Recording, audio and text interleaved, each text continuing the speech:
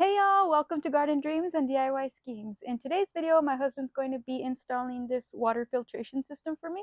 We got it at friendsofwater.com, and I'll put a link of how you could tell if you need it in your area.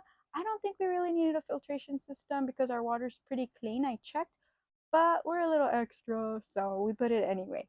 If you want to know how he did this cover for it also, we have a video on that, and we have a video on how to put this drip tape. Check that out. I'll put some links above. Let's do this.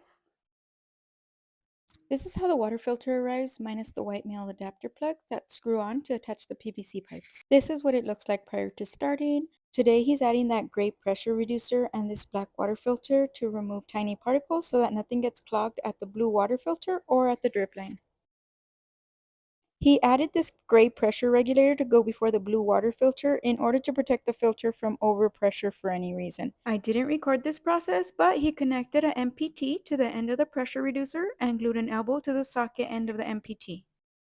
He's using a pipe cutter here, and those run about $8 to $14 more or less. And the PVC pipes he's using are 3/4 inch. So with this, I'm going to get a 90-degree. So I'm doing this, right? So it's going here, but I need to go down a little bit. So I gotta see.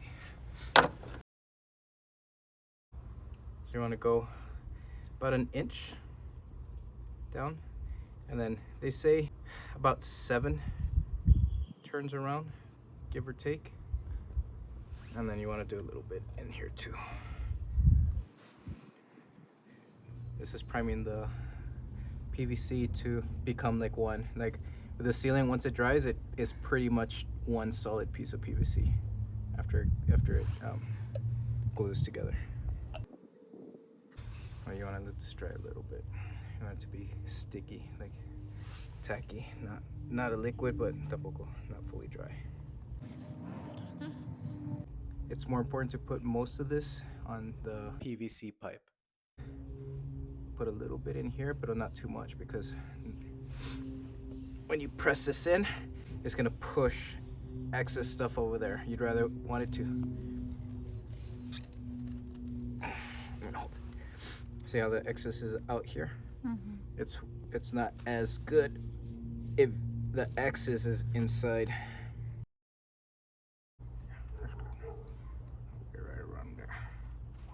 Okay, kind of like this, because this is gonna be like this. Now it's gonna come down a little bit off to the side. See the red lettering? Mm-hmm. Wrap it until it disappears, because this thing kind of just eats through the paint. Mm. And then it's a little indicator that you have enough primer. See how it's gone? Mm-hmm.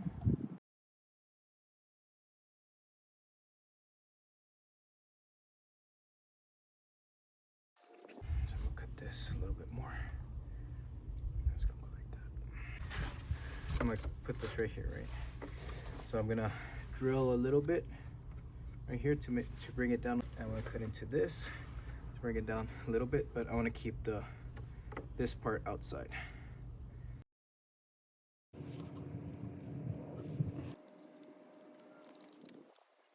I thought this was like super hard, but it's more like just playing around, building stuff. You can make it however you want, however you design it. So this is gonna be a little bit. It's tricky. Legos for men. So it is kind of Legos for men. Let's see.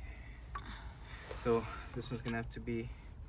I'm gonna have to put these at the same time and press on it like this, because I need it flush right here. No, I guess I don't have to. I'm gonna glue this one because I need the angle.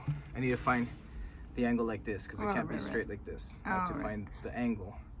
So I'm just gonna like prep it. When I push it, I'm gonna push it like this and hold it for a couple of seconds, and then that's gonna give me the angle. Mm. And then once it dries, I can wait for it to fully dry, do this one, and then push this one in. So these two could be even. Yeah. And this is the reason we need them even, so that the cover can fit on top and one's not taller than the other. So it's, if you take too long or something happens where you don't, like, you're not gonna put the two together with a purple, it's fine. If it dries, you can reapply this. With the other one, once you put it on the thing, you're committed to putting it on. Because when this dries, the purple one dries, it's not gonna have a thicker, like, you know how like this dries and you see more, like it'll add to the diameter. The purple one doesn't add to the diameter when it dries. And then you wanna, once you apply it, you wanna put it on it within a couple of seconds. Can you double check if it's flush? Well, this one's a little lower. This is fine, right? Yeah. It has to be perfect, but it has to Be lower. at least be. For the bottom, because a lot of people when they do this, they'll do this and then they'll bring it here, and then they'll bring it here, so that they think they have a full inch all around, but it's like really shallow on the bottom end that they don't see.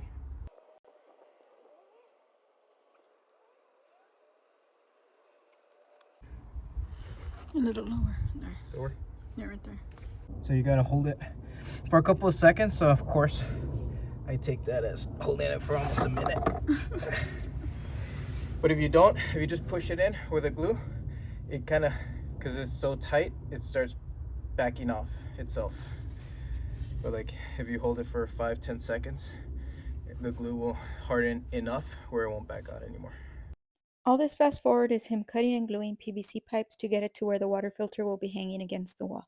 You may not have too many twists and turns if you plan it out right and install it when you initially install your irrigation system. And now he can actually install the filter. He's marking it with a pen and drilling a hole with a hammer drill and a concrete carbide drill bit. Then he adds these blue screws designed for rocks called concrete anchors. You may need different screws if you have a wood fence, for instance. He tightens them and he likes to make sure everything is always level. Now he'll be screwing on the male adapter to the filter on both sides. Now he's going to add the 3/4 inch PVC pipe to the male pipe thread adapters on both ends. If you're going to have exposed PVC pipe, it's best to use the UV resistant PVC. It's a bit pricier, but worth it so it won't get degradation. And you can also have the option of painting over it for UV protection, but we didn't use either option in this project, which is why he built the cover, which you can find the link to above if you want to learn how to build that. Next, he's drilling the holes on the valve box so that the PVC pipe could run through it.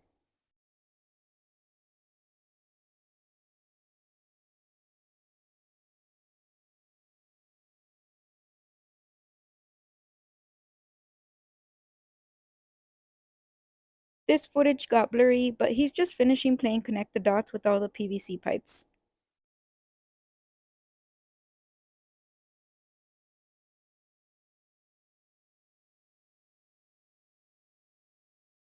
And ta-da, he's done! It only took him 10 minutes. Just kidding, that's how long this video took. It took him way longer.